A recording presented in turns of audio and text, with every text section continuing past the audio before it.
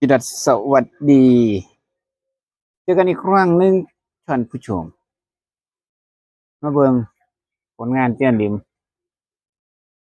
ไอ้ข่าวว่าเฮ็ดละโงกออกท่านผู้ชมนี่เฮ็ดพึ่งเฮ็ดพึ่งเฮ็ดเพิ่งเข้าตาบานโอ้นี่ดอกจุ่มๆเห็นดอกหนึ่งท่านผู้ชมแซ่บแซ่บอร่อยอร่อยเลยนี่เอาปลาหาเลาะเฮ็ดเฮ็ดละโงกสีขาวจูมงูกแดงแต่พอได้อยู่ท่านผู้ชม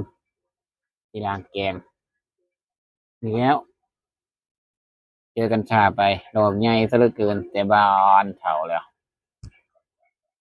เดี๋ยวโดนไปหน่อยดอกนี่พอยเมียเฮ็ด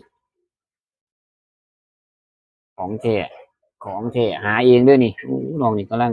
น่ะกำลังอันยางงามเลยท่านผู้ชมสุดยอดเซียนหลิม